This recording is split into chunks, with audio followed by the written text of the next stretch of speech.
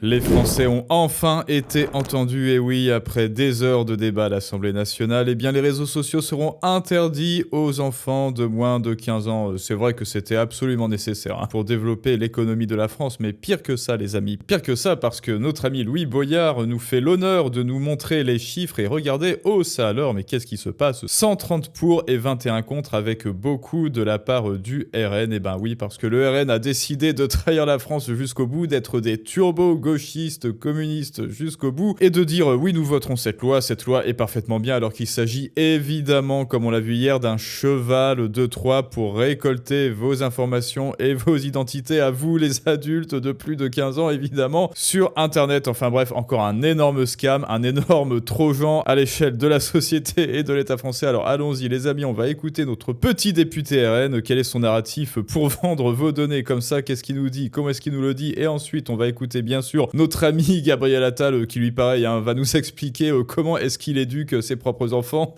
si vous voyez ce que je veux dire, et on voit ça ensemble tout de suite. Nous débattons aujourd'hui d'un texte qui n'est pas un petit sujet de société, ni un simple ajustement technique. Nous débattons d'une urgence de santé publique, d'une urgence éducative et d'une urgence culturelle. Oui voilà, appel à l'urgence, vite vite, urgence, il faut récolter encore plus de données chez les Français, encore vérifier leurs identités et vite revendre ça à qui de droit pour ensuite choper leur crypto bien sûr. Il faut le dire sans détour, les effets négatifs des réseaux sociaux sur les plus jeunes ne sont plus à prouver. Nous ne sommes plus au stade des impressions ou des peurs vagues. Nous sommes au stade des constats. Sommeil dégradé, attention fragmentée, anxiété, isolement, exposition à des contenus violents ou sexualisés. Donc là voilà, pour l'instant on a Ulysse aux 1000 ruses qui est en train de concevoir le petit cheval de Troie sur la plage de la cité. Cyberharcèlement et au bout de la chaîne, une santé mentale objectivement fragilisée chez une partie de notre jeunesse. D'autres pays ont choisi d'agir avec fermeté. L'Australie a pris des mesures fortes. Alors je pose une question très simple, pourquoi pas nous? Bah oui, pourquoi pas nous? Pourquoi en France, malgré la loi Pourquoi en France, malgré le fait que cela devienne une dictature encore plus communiste que celle de Kim Jong-un, pourquoi pas nous après tout? Après tout, nous les Français, nous sommes spécialistes pour disrupter les libertés économiques et vitales et sociétales de notre peuple. Alors pourquoi pas nous après tout voilà, il s'agirait pas de se faire devancer en termes de liberté bafouée par l'Australie, quoi. Est-il normal qu'un État comme la France ne puisse pas imposer à des plateformes privées d'empêcher des mineurs d'accéder aux réseaux sociaux? Est-il normal qu'en France, en 2026, empêcher un enfant de 8 ans de s'inscrire sur TikTok semble, en pratique, impossible, même pour certains représentants de la nation? Si nous n'arrivons pas à faire respecter une règle élémentaire de protection des mineurs, alors la question n'est pas technologique, elle est politique. C'est une question de souveraineté et de courage. C'est une question de souveraineté et de courage, donc appel au courage, appel à la responsabilité et appel à l'urgence, bref, les mêmes slogans, plus voilà, de Macron, Monsieur Forsure, le cerveau de nos enfants n'est pas à vendre. Voilà, le RN s'est exprimé, le parti de l'opposition, vous savez, les méchants néo-nazis d'extrême droite se sont exprimés, oui, parfaitement, on va vendre les informations et les identités de nos compatriotes, absolument, moi je n'ai aucun problème avec ça parce que de toute manière, je vais continuer d'alimenter un état obèse qui me donne tout l'argent de Nicolas. Donc, j'en ai rien à foutre. Et Anita de Happy Crash qui nous dit « C'est marrant que les partisans du RN ne réalisent que maintenant qu'ils soutiennent les communaux globalo-fascistes. Jean-Marie Le Pen était un homme de droite avec une politique économique de droite. Il a été le seul à vouloir une nation forte avec une économie forte et des Français forts. J'étais trop jeune pour le comprendre. En revanche, j'ai compris que tout ce qui a suivi n'est que du gauchisme et de la traîtrise. Mais écoute Anita, bonne chance, vraiment bonne chance pour trouver un parti de droite en France actuellement. Le RN est étatiste, antilibéral, redistributif, collectiviste, donc idéologiquement, il est d'extrême gauche, État partout, liberté nulle part. Pareil, voilà, pareil pour Gabriel Attal, qui essaie de vous rassurer, vous les petits chinchillas cardiaques, quoi, encore des tiers qui vont avoir mes informations. Non, ne t'inquiète pas, la vérification de l'âge, ni l'État ni les plateformes n'auront accès aux données des utilisateurs. Elle se fera via un outil simple, un tiers de confiance. Ah bon, mais qui est ce tiers de confiance, Gabi? Sur la vérification de l'âge, différents outils seront possibles. Il peut y avoir des outils de vérification via une reconnaissance faciale de l'âge. Yeah. Est-ce que vous imaginez à chaque fois que vous vous connectez sur X ou sur Instagram, hop, vous faites un petit selfie, reconnaissance de l'âge, reconnaissance faciale, hop, c'est bon Jean-Kévin, quoi, attends, sur quoi tu as cliqué là? Sur Bonnie Blue, sur le compte Instagram de Bonnie Blue, bon bah écoute, c'est pas grave, mais au moins le tiers de confiance est au courant. Il peut y avoir des outils via des documents d'information sur l'âge qui peuvent être téléchargés. Je veux dire juste un point qui est très important pour ceux qui nous écoutent, c'est que ni l'État ni les plateformes de réseaux sociaux ne disposeront de ces données.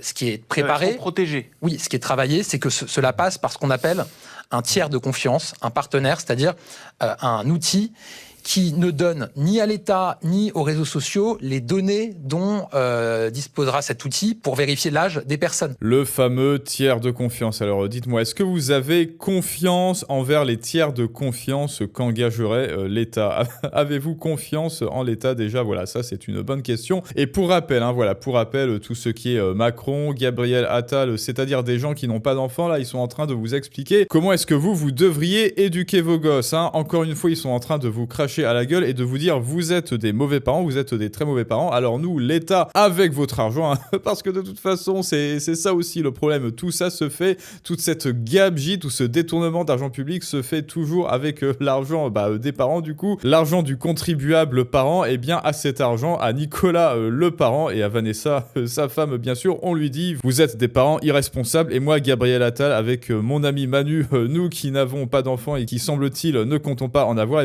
on va vous dire comment les éduquer, et même mieux, on va les éduquer à votre place en créant des agences publiques et en créant des lois qui sont liberticides. Elle est pas belle la vie? Bah oui, mais moi j'adore vraiment, mais pourtant ça n'est pas fini les amis, parce que là, vous le voyez, donc trahison du RN, le fameux parti d'opposition. Ensuite, on vous parle d'un tiers de confiance, mais ça n'est pas fini parce que cette fameuse application, elle est déjà presque en marche. Ça alors, comment est-ce qu'elle a fait pour se déployer aussi vite? Écoutez, alors selon les infos, elle est déjà en phase bêta, en phase de test et serait proposée gratuitement aux plateformes pour rendre l'interdiction des réseaux sociaux. Le point critique, l'absence de double anonymat. Ça alors, dans un système de protection, la plateforme ne reçoit qu'un oui ou un non, plus 15 ou plus 18, et l'émetteur de la preuve ne sait pas sur quel site ou service la vérification est faite. Autrement dit, tout est falsifiable. Ah oui, vous ai-je aussi parlé des VPN? Autrement dit, personne ne peut relier l'identité et l'usage. Sans double anonymat, le contrôle d'âge peut devenir une brique de vérification généralisée où l'accès à des plateformes dépend d'une identité numérique. Gabriel Attal, on ne parlait pas ce matin de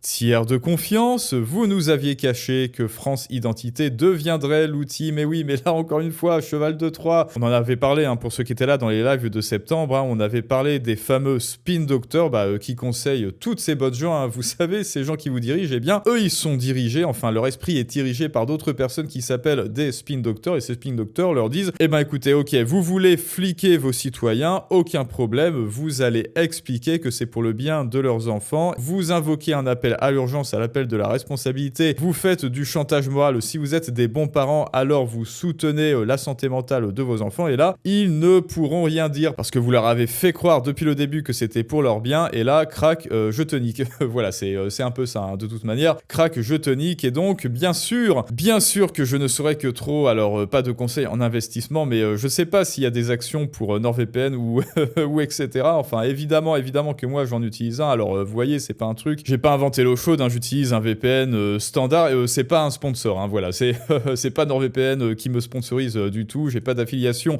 envers eux, mais c'est pour vous dire, de toute manière, vous pouvez même trouver des VPN gratuits pour contourner ça. Donc, en fait, cette loi est complètement inane. Évidemment, ça va encore nous coûter des millions à mettre en œuvre, à mettre en place. Voilà, pour engager des agents, pour déployer ça. Ce qui fait qu'il y aura encore moins d'argent dans la poche de Nicolas. Et où va cet argent? Pas dans l'agence tiers de confiance, absolument pas. Les 2 tiers, ça va soit dans les caisses de l'État, soit dans des trucs un petit peu sombres qui sont pas très bons, si vous voyez ce que je veux dire. Ensuite, notre amie Vanessa va nous expliquer que en réalité, cette loi ne sert à rien parce que, il y a des dispositions qui existent déjà. Il y a quand même un texte européen, on a une loi européenne, le DSA qui existe déjà depuis quelques années, depuis 3 ans maintenant, qui doit mettre en œuvre. Le problème, c'est que la Commission européenne ne met pas suffisamment rapidement en œuvre le DSA. Il y a des lignes directrices de l'article 28 qui ont été publiées en juillet dernier, qui concernent uniquement la protection des mineurs. Tout est prévu dans cette ligne directrice, y compris ce qu'on est en train de débattre à l'Assemblée. C'est toujours pareil, en fait. C'est toujours pareil. On n'a pas besoin de ce texte. Il faut que l'Europe, en revanche, ait le courage, y compris dans le contexte géopolitique actuel, qui effectivement est compliqué avec ce qui se passe outre-Atlantique, mais ait le courage d'appliquer ce DSA parce que tout est prévu dedans. La gestion des risques, la vérification d'âge, l'interdiction, la gradation, les modèles algorithmiques, l'économie de l'attention, tout est écrit noir sur blanc dans ces lignes directrices. Bon alors moi non, je ne suis pas pour appliquer ce DSA parce que de toute façon ce sont des libertés bafouées, mais tout ça pour vous dire que cette loi est donc inane, nulle et non avenue et surtout inutile et que oui c'est encore une fois une diversion pour vous ponctionner votre pognon. Oh comme c'est bizarre et vous inquiétez pas que dans 2 ans, quand vous vous rappellerez plus de cette loi, eh ben ils feront passer une autre loi qui sera un petit peu différente, un tout petit peu différente et pareil, encore une fois, eh ben, appel à l'urgence, il est absolument urgent que l'on sorte cette loi, mes amis, mes compatriotes, mes chers compatriotes. Évidemment, je ne vous demanderai jamais votre avis, évidemment, je ne ferai jamais de référendum, mais il faut absolument la passer. Pourquoi? Parce que sinon, vous êtes des mauvais parents, vous êtes des mauvais compatriotes, et donc laissez-moi faire, voilà, et donc, eh ben, écoutez, et pour finir, voilà, pour finir une bonne fois pour toutes, interdiction des réseaux sociaux pour les moins de 15 ans. ChatGPT, dis-moi comment contourner l'interdiction, et donc pour finir, je vous propose d'écouter un lycéen, et alors voilà, charité s'il vous plaît, charité, pas d'attaque sur sa voix parce que rappelez-vous qu'aujourd'hui à la cantine il mange du halal et des pousses de soja. À 15 ans, il est ici au lycée Maurice Ravel, on est dans le 20e. T'en penses quoi toi de cette mesure Max ? Je pense que cette mesure fait beaucoup parler, c'est un coup de communication pour la Macronie. Néanmoins, elle sera facile à contourner, on connaît tous à notre âge des VPN. Enfin, c'est assez simple, mais ce qui serait plus intelligent, c'est mettre de limites de temps d'écran. Et là, on le contournera pas parce que... Non, ce qui serait plus intelligent, Max, 15 ans, ce serait de foutre la paix aux Français et de les laisser éduquer leurs gosses comme ils l'entendent, plutôt que de laisser l'État mettre ses sales pattes partout ailleurs que dans les pouvoirs, la justice et l'armée. Pourquoi est-ce qu'ils s'en servent? On sait que c'est salutaire pour nous et qu'en effet, parfois, on va faire des excès, on va regarder trop notre téléphone. Et si on met limite de 1 ou 2 heures, on va pas le contourner. Alors que quand c'est quelque chose qui va être si contraignant, eh ben on va forcément le contourner. Par exemple, ma génération est concernée et on a déjà regardé des tutos pour comment contourner. Et on sait déjà comment le faire. Voilà ça, pardon. Je trouve que cette interdiction, ça va un peu trop loin. Est-ce que tu as l'impression qu'on t'infantilise avec cette mesure aussi ? Bah, on nous infantilise, mais surtout, c'est qu'elle est inutile parce qu'elle sera contournée. Enfin, je pense que c'est juste, encore une fois, de la politique politicienne, mais qui ne sert pas à grand-chose, à part à faire que les personnes vont penser que le gouvernement fait quelque chose pour lutter contre les réseaux sociaux, alors qu'en vrai, il ne fait rien. À part faire un transfert d'argent max depuis les poches de Nicolas vers les hauts fonctionnaires et leurs potes les élus, ça n'est que ça. Et bien maintenant les amis, c'est à vous de me dire ce que vous en pensez et vous voyez que pour préserver vos libertés de ce genre de personnes qui se croient mieux que vous, qui pensent éduquer vos gosses ou vous éduquez-vous mieux que vous-même, eh bien vous devez passer à l'action bien sûr. Arrêtez d'être dans l'espérance de 2027 ou de je ne sais quoi parce que vous le savez, l'espérance c'est le dernier et le pire de tous les maux de la boîte de Pandore. Non, il faut que vous agissiez ici et maintenant et vous le savez déjà, le fond de roulement, c'est la page Patreon bien sûr, où je poste des vidéos exclusives en business, en finance, en investissement et bien d'autres. Et également, il y a la première porte d'entrée qui est Outsider financier, la vidéo masterclass, tout cela est en description et en commentaire. Aimez, abonnez-vous, partagez et je vous dis à tous à très bientôt pour un prochain storytelling du monde moderne, mais ça, c'est une autre histoire.